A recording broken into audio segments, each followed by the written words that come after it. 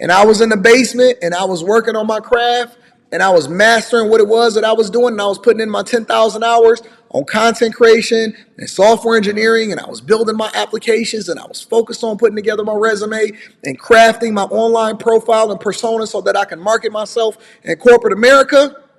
I didn't give a fuck about what everybody else was doing because I was never going to let them derail me from what it was that I had made up in my mind that I was going to do. And that was to get rich. Get rich as fuck.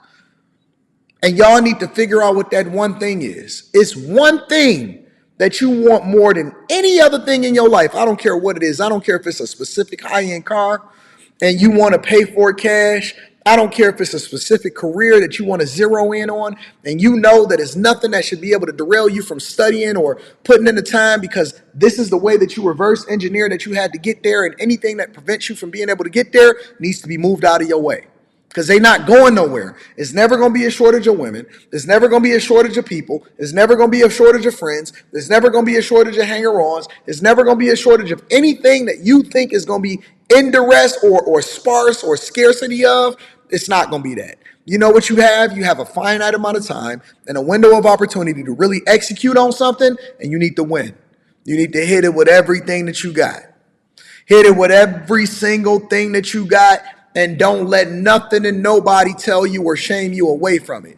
They gonna tell you, oh, it's gonna be a chick. And she gonna say, what, you don't wanna hit this? I gotta study. And they gonna be looking at you funny. Ooh, you must be gay. Nah, I must be rich as fuck 5 years from now because I ain't wasting my time crashing out because I know I got a test in the morning and I can't derail myself from fucking on you.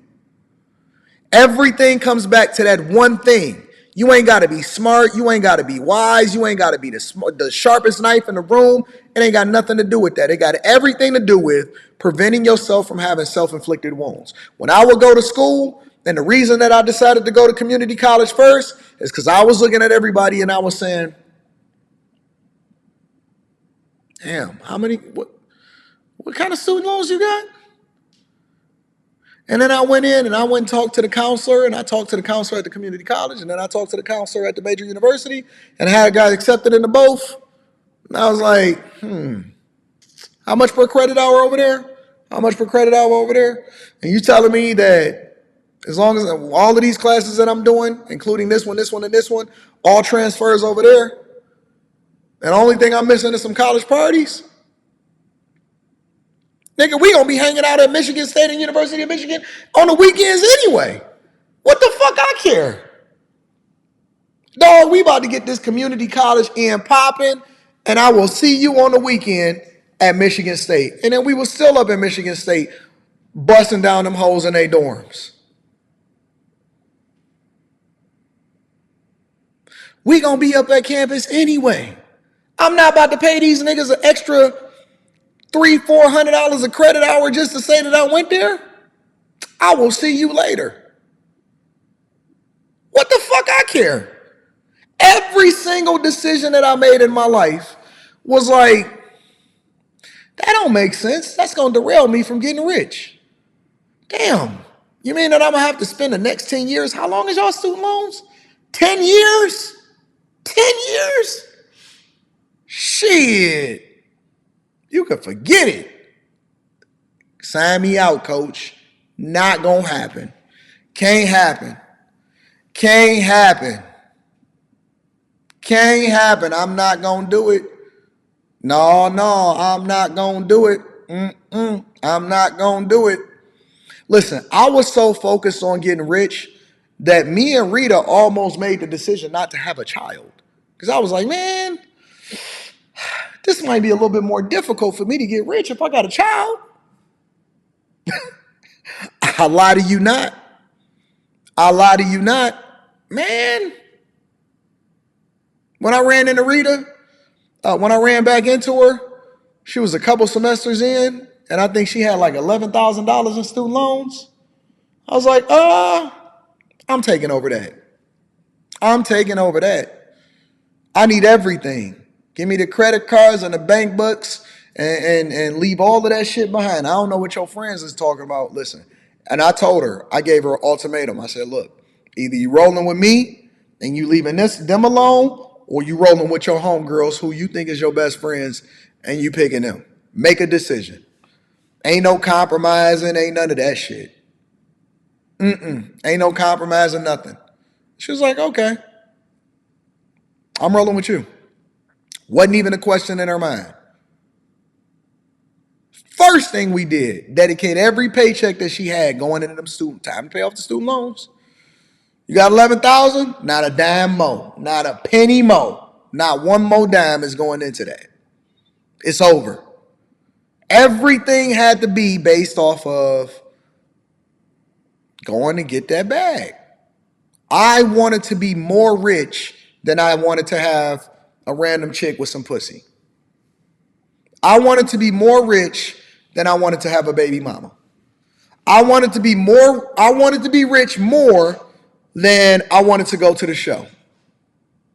I wanted to be rich more than I wanted to smoke weed. Even when it came to moving work and stuff, and we started doing the math, and I was like, damn, y'all niggas risking your life for that money? That's not gonna get you rich. I start looking at it, I was like, I don't know no drug dealers that ever retired. We don't have no examples that ever retired. Then I started spending all my time. When I went to college and I was at UAD and I had my work study job, I had my work study job inside of the library. I started reading every single thing that I could get my hands on. And all of them had the same story. It was a blueprint for what being rich looked like. It was literally a blueprint. I read every biography. Warren Buffett. I started studying Benjamin Graham. I read A Random Walk Down Wall Street. I started looking at all of the great ones. I started listening and understanding Charlie Munger. And I just scoured every single financial book and autobiography. And I started reading the history of slavery. And I wanted to go back and understand what wealth looked like back in the day and how people wound up getting conquered and what an indentured servitude looked like and how did they build the ships and what did they do to conquer America and what war looked like and how it is that they studied this and that. And I would go in and I would work extra hard and then I would just sit there for the next 6 hours and read until the library closed. And I know two things. I knew two things when I was in there. The first thing that I realized was, okay, listen, me sitting in this library prevents me from being in the streets. Me sitting in this library is preventing me from being in the streets. That's number one. And number two, I knew I couldn't go wrong with more knowledge. Because at some point, even if I didn't understand it, I was gonna have an epiphany and I was gonna be able to utilize that information somewhere in the future. And all of those lessons then manifested when it came to real estate, when it came to interest and compound interest, when it came to investing, and which stocks that I was gonna pick, and how Warren Buffett used to study all of the papers from Ford Motor Company back in the 60s to understand how it is that they implemented things today and why he invested in Coca-Cola. And now look at us. Now these same principles and the things that we look at is the same stuff that we teach in Stock Club on the Patreon today. Every single thing that I wind up implementing and being successful at is the thing that we then utilize to teach the people in Stock Club today. I was just a beacon for knowledge, and I just was thirsty. And the more that I read, the more that I understood, and I started reading the Bible more, and I started looking at the business strategies and the principles, and how it is that they wind up moving and doing things, and then I would implement that in my life, and every success it would compound, and it's time to win. And when I wound up going broke, I was like, you know what? Time to hit the reset button, going to move in with my parents, saving some money, letting them, letting my daughter continue to be raised in an environment where it's a cultural norm based off of how I was raised with my grandmother, with her grandmother and my mother and stuff like that. And I buckled down and I went back to the drawing board, and it was all based off of just trying to get rich. No woman, no person, no friend, none of them was above being let go when it came to being rich. I would let go of my whole family.